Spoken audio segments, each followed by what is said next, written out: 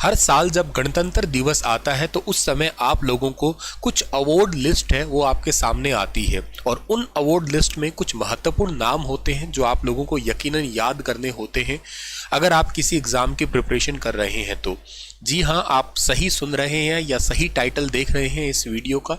गणतंत्र दिवस के उपलक्ष्य पे हर साल दिए जाते हैं पद्म सम्मान या पद्म अवार्ड दिए जाते हैं और इस बार तो एक भारत रत्न भी है हमारे आगे।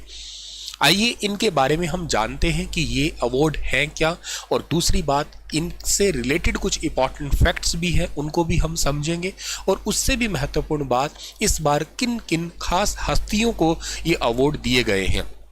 नमस्कार दोस्तों, मेरा नाम है Sunil Bishnoi. Text book super coaching पे आप सभी का बहुत बहुत स्वागत है। सो आइए जान लेते हैं सटीक तरीके से, और ऐसी ही जानकारी को लगातार आपके पास पहुंचाने के लिए या आप तक ये जानकारी पहुंचती रहे उसके लिए आप इस चैनल को सब्सक्राइब जरूर कर लीजिएगा। सबसे पहली बात आप ये समझ लीजिएगा कि भारत के अंदर 4 बड़े सम्मान हैं, 4 बड़े नागरिक सम्मान हैं, जिनमें सबसे पहला है भारत रत्न है, दूसरा पद्म विभूषण है, फिर पद्म भूषण है और फिर पद्म श्री आता है, चौथा नागरिक सम्मान।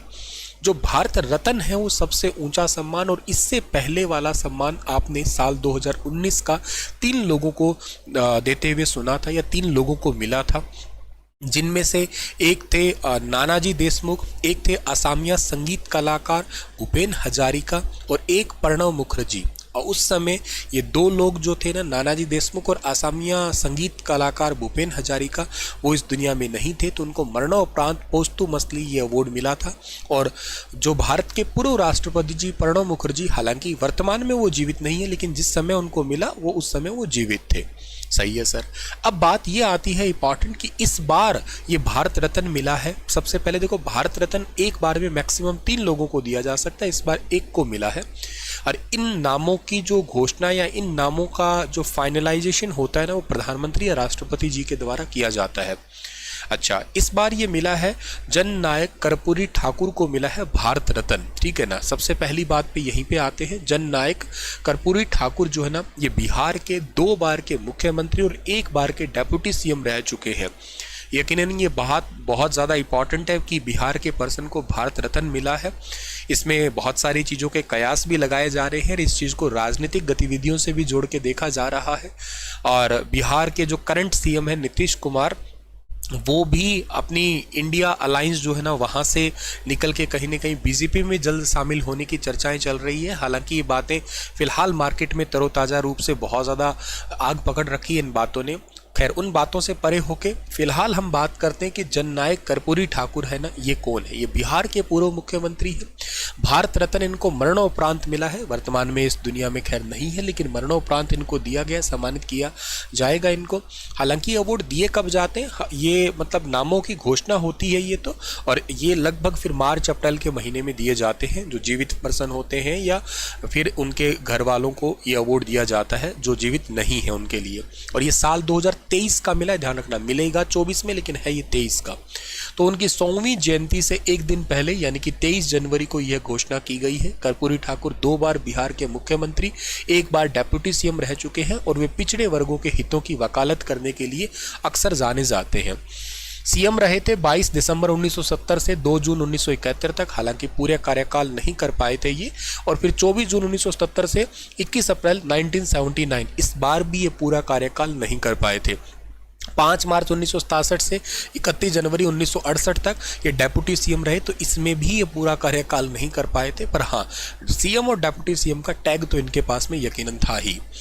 के अलावा इनके संबंध में आप ये कह सकते हो कि इनके रहते हुए बहुत इंपॉर्टेंट काम जो हुए, जिसमें सबसे इंपॉर्टेंट देश में पहली बार ओबीसी आरक्षण दिया गया था। 1977 में मुख्यमंत्री बनने के तुरंत बाद मुंगेरी लाल कमीशन लागू किया, इसके कारण पिछड़ों को जो है ना नौकरियों में आरक्षण मिला था। इसके बाद देश के पहले मुख्यमंत्री जिन्होंने अपने राज्य में मैट्रिक तक पढ़ाई जो ना फ्री की थी, 10th क्लास तक की पढ़ाई बिल्कुल फ्री कर दी थी, ये देश के पहले ही ऐसे मुख्यमंत्री थे उस समय। बिहार में उर्दू को दूसरी राजकीय भाषा का दर्जा भी इन्होंने ही दिलवाया था। एक सबसे इंपॉर्टेंट ये कि इन्होंने अंग्रेजी यानी कि इंग्लिश एजुकेशन को जो अनिवार्यता थी, नेसेसरी थी, उसको भी हटा दिया था, इसके लिए भी जाने जाते हैं। 1967 में पहली बार उप मुख्यमंत्री बनने पे अंग्रेजी की जो अनिवार्यता है ना, यही खत्म की थी इन्होंने। गैर लाभकारी जमीन पर जो है ना वो मालगुजारी टैक्स है उसको बंद किया था। मुख्यमंत्री बनते ही इन्होंने जो है ना 4th क्लास वर्कर पर लिफ्ट का यूज करना, एक्चुअली क्या होता था पहले जो डी ग्रुप के कर्मचारी थे वो लिफ्ट का यूज नहीं कर सकते थे, और जो बाकी जैसे ABCD है वो ABC यूज़ कर सकते थे, डी ग्रुप नहीं यूज़ कर सकते थे। इन्होंने उस रोक को हटा दिया, कहते हैं भाई ये भी यूज़ करिए। आर्थिक रूप से कमज़ोर सवर्णों और महिलाओं के लिए जो है ना वो आरक्षण दिया था। इंजीनियर्स को स्पेशली आगे लेके आए थे, बल्कि इंजीनियर्स को जो ना प्राइवेट इंजीनियर्स हैं उनको ठेका दिलवाने की प्रथा भी इन्होंने ही स्टार्ट की थी उस समय। तो इनको मिल गया है भारत रत्न, सबसे महत्वपूर्ण बात है इनसे संबंधित जो याद करनी है। अब थोड़ा भारत रत्न से रिलेटेड फैक्ट जो हमारे एग्जाम ओरिएंटेड हो सकते हैं। भारत रत्न के तौर पे एक ताम्र पदक दिया जाता है, एक मतलब तांबे का पदक सा होता है जो इसमें जो है ना पीपल का आकार होता है, पीपल के पत्ते का आकार होता है इसमें, और ये प्लैटिनम का चमकता सूर्य उस पर बना होता है जिसके नीचे चांदी से भारत रत्न लिखा होता है। तो बड़ा यूनिक सा एक मतलब ये अवार्ड हुआ।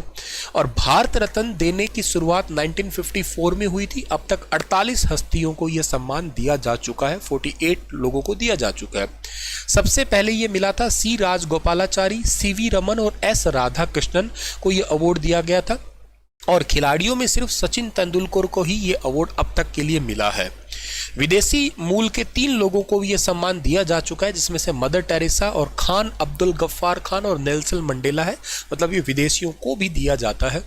8 अगस्त 2019 को पूर्व राष्ट्रपति प्रणब मुखर्जी को भारत रत्न दिया गया था। अब तक 5 राष्ट्रपतियों को ये अवार्ड इससे पहले दिया जा चुका है।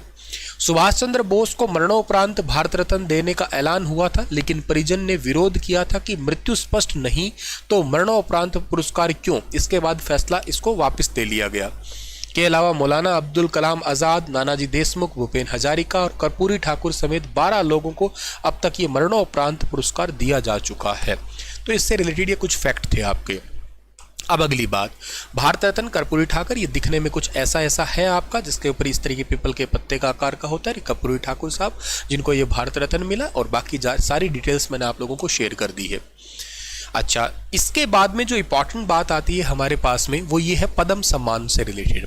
अब देखो ऐसा है कि 1954 में भारत सरकार ने 2 नागरिक पुरस्कारों के रूप में भारत रत्न और पद्म विभूषण की स्थापना की थी, और इसमें पद्म विभूषण में 3 वर्ग, पहला वर्ग, दूसरा और तीसरा वर्ग था। 8 जनवरी 1955 को जो है एक राष्ट्रपति की अधिसूचना के अनुसार इन 3 वर्गों को पद्म विभूषण, पद्म भूषण और पद्म श्री नाम दिया गया। तो इनके मतलब 3 वर्ग थे। स्टार्टिंग में 2 वर्ग थे, एक पहला, दूसरा और तीसरा वर्ग था, और उसके बाद में जो ना राष्ट्रपति की अधिसूचना के बाद में 3 नाम बांट दिए गए। पद्म सबसे ऊपर पद्म विभूषण है, फिर पद्म भूषण है आपका, फिर पद्म श्री आता है। चलिए सर, अब देखो भारत का दूसरा सबसे ऊंचा सम्मान पद्म विभूषण ही होगा आपका, ठीक है ना। उसके बाद में पद्म विभूषण होगा, फिर भूषण होगा, फिर पद्म श्री होगा। किन किन फील्ड में हो सकता है सर ये हो सकता है आर्ट में, सामाजिक कार्यों में हो सकता है, सामाजिक कोई मामले हैं, साइंस एंड टेक्नोलॉजी, इंजीनियरिंग में हो सकता है, बिजनेस में हो सकता है, या मेडिसिन में, लिटरेचर में, एजुकेशन में, के अलावा ये आपका स्पोर्ट्स में भी, सिविल सेवा में भी, ऐसे कई सारे फील्ड्स में ये अवार्ड दिया जाता है आपका। इन नामों की घोषणा होने के बाद में ये अवार्ड लगभग मार्च अप्रैल में राष्ट्रपति जी के द्वारा दिए जाते हैं, और 1 साल में दिए जाने वाले टोटल पुरस्कार 120 से अधिक नहीं होने चाहिए। NRI, विदेशी और जो भी है आपके, इन सबको छोड़ के, ठीक है ना, ये इनको अलग को छोड़ के। और ये नामों का अपने नाम के साथ नहीं जोड़ सकते। आपने आर्टिकल 18 पढ़ा ही होगा, उपाधियों का अंत ऑलरेडी पढ़ ही चुके हो आप लोग, ठीक है। अच्छा, इसके बाद में 1978, 79, 93, 97 में संक्षिप्त अनुपस्थिति को छोड़ के बाकी पुरस्कारों की घोषणा जो है ना ये लगातार खैर चली रही है। इस बार पद्म विभूषण किनको मिला? 5 लोगों को मिला। 5 लोगों को मिला, जिनमें से सबसे पहले है, आप याद करिए, वैजयंती माला बाली को। 87 साल की वैजयंती माला 50 के दशक में बेहतरीन एक्ट्रेस थी ये। वैजयंती माला ने 13 साल की उम्र में तमिल फिल्म में करियर शुरू किया था। इन्होंने आशा, नया दौर, साधना, मधुमती जैसी बहुत ही बेहतरीन फिल्में जो है ना इंडस्ट्री को दी है। तो इनको फिल्म इंडस्ट्री के चलते हुए कहिएगा, या वैजयंती माला को आर्ट इंडस्ट्री के चलते हुए तमिलनाडु से संबंधित है। इनको मिला है अभी पद्म विभूषण से इनको सम्मानित मतलब किया जाएगा, नाम की घोषणा हो गई है। बिंदेश्वर पाठक साहब, यकीनन आप लोग इनको जानते होंगे, इंटरनेशनल सुलभ शौचालय के लिए जाने जाते। बिंदेश्वर पाठक को मरणोपरांत पद्म विभूषण पुरस्कार दिया जा रहा है। इसके पहले 2003 में उन्हें पद्म भूषण अवार्ड से सम्मानित किया गया था। 15 अगस्त 2023 को जो ना इनका निधन हो चुका है, तो अब इनको मरणोपरांत दिया जा रहा है ये वाला अवार्ड। तो बिंदेश्वर पाठक, याद रखिएगा, पब्लिक अफेयर फील्ड, सॉरी माफ करना, बिंदेश्वर पाठक साहब जो ना सोशल वर्क के लिए जो ना पोस्टुमस अवार्ड दिया जा रहा है, बिहार से संबंधित है ये, ठीक है। चलिए, इसके बाद में है कौन, उनके बाद में आते हैं कॉनी डेला चिरंजीवी। 68 साल के एक्टर चिरंजीवी 150 से ज़्यादा फिल्मों में काम कर चुके हैं, यकीनन इनको जानते होंगे। 2008 में आंध्र प्रदेश में एक राजनीतिक दल प्रजा राज्यम पार्टी की शुरुआत की थी। 2006 में चिरंजीवी को पद्म भूषण भी ऑलरेडी मिल चुका है, तो चिरंजीवी साहब को भी आप याद कर लीजिएगा। जो आर्ट के सेक्टर में इनको आंध्र प्रदेश से संबंधित है, इनको भी अवार्ड दिया जा रहा है ये। इसके बाद में आते हैं हमारे एम वेंकैया नायडू, भारत के उपराष्ट्रपति रह चुके हैं ये, और साल 2022 तक वे इस पद पे थे। इसके बाद 2002 से 4 तक वे बीजेपी के राष्ट्रीय अध्यक्ष भी रह चुके हैं।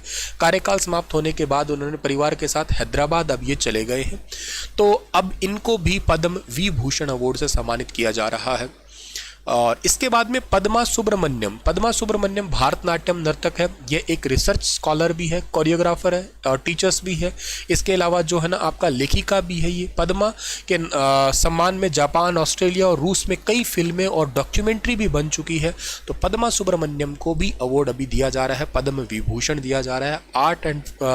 आर्ट सेक्टर के अंदर तमिलनाडु से ये संबंधित है, और हमारे एम वेंकैया नायडू आंध्र प्रदेश से संबंधित है। तो ये पांचों आप लोगों को बहुत अच्छे से शॉर्ट में आप लोगों को ये स्लाइड याद करना है, थोड़ा डिटेल भी इनका जानना जरूरी था, वो भी हमने पढ़ लिया। ठीक है सर, ये अवार्ड दिखने में कुछ कुछ ऐसे होते हैं आपके। और पद्म भूषण जो है ना, ये टोटल 17 लोगों को दिया जा रहा है। ये लिस्ट आपके साथ में मैं शेयर कर दूंगा अपने Telegram Sunil sir text book पे, तो वहाँ पे आप इस पूरी PDF फाइल को जो है ना वो देख सकते हो, जिसके अंदर ये फातिमा बीवी है, ठीक है ना, पब्लिक अफेयर केरला से संबंधित है। ऐसे आपके टोटल 17 नाम है, तो आप लोग इनको याद कर सकते हैं। इंपॉर्टेंट मतलब मेन, आप इनको एक बार आंखों के आगे से निकाल सकते हैं मेनली। पद्म श्री जो है ना संख्या याद कर सकते हैं, टोटल 110 है। 110 लोगों को पद्म श्री दिया जा रहा है, जिसमें से एक बहुत इंपॉर्टेंट है पार्वती बरुआ। असम के गौरीपुर के राजघराने से ताल्लुक रखने वाली पार्वती बरुआ है ना, स्टार्टिंग से जानवरों में खास लगाव था, खास तौर पे हाथियों से, और इनका यही प्यार जो है ना जिंदगी का लक्ष्य बना। पूरी जिंदगी जानवरों की सेवा में लगा दी, और एशियन एलिफेंट स्पेशलिस्ट ग्रुप की सदस्य भी है ये। कई सारी डॉक्यूमेंट्री इनके लिए बनी है, हाथियों को बचाने में काफ़ी सक्रिय योगदान जो है ना इनका रहा है। एक चामी मुर्मू है, इनको भारत के राष्ट्रपति रामनाथ कोविंद जी जो पहले थे पूर्व राष्ट्रपति, उन्होंने नारी शक्ति सम्मान भी दिया था। 28 सालों में 28,000 महिलाओं को स्वरोजगार दे चुकी है ये, और अंतर्राष्ट्रीय महिला दिवस 2019 पे इनको जो है ना रामनाथ कोविंद जी ने सम्मानित भी किया था पहले महिला सम्मान से भी, तो ये भी बहुत इंपॉर्टेंट, ठीक है। और ये अवार्ड जो है ना हर साल इनकी घोषणा 26 जनवरी को होती है, और मार्च अप्रैल में इनको दिया जाता है। ये भारत रत्न देश का सबसे बड़ा सम्मान है। अब तक टोटल 48 लोगों को, बाकी सारी चीज़ें खैर मैं ऑलरेडी आपको बता ही चुका हूँ ये, ठीक है। तो ये सेशन आपको कैसा लगा बताइएगा। हमारा टेलीग्राम चैनल है ऑफिशियली, आप लोग super coaching judiciary by text book है, इसको आप ज्वाइन कर सकते हैं, ठीक है ना। इस QR कोड को स्कैन करके कर सकते हैं आप लोग। Thank you so much, stay happy stay healthy. और आप हमारे बैचेज है, जुडिशरी फाउंडेशन बैच है, उसको ले सकते हैं आप लोग टेक्स्ट बुक सुपर कोचिंग पे जाके। मेरा कूपन कोड यूज़ करेंगे तो आप लोगों को जो है ना on the spot heavy discount मिलेगा, और वो कौन सा है, SUNIL सुनील B, ठीक है। इस क्लास का PDF आपको मिल जाएगा सुनील सर टेक्स्ट बुक नाम के टेलीग्राम चैनल पे, ठीक है ना। सुनील सर टेक्स्ट बुक नाम के टेलीग्राम चैनल पे आपको इस क्लास का PDF भी मिल जाएगा। शुक्रिया, thank you so much, Radhe Radhe. Session कैसा लगा फीडबैक जरूर दीजिएगा, चैनल को सब्सक्राइब और वीडियो को लाइक जरूर कर दीजिएगा। Thank you.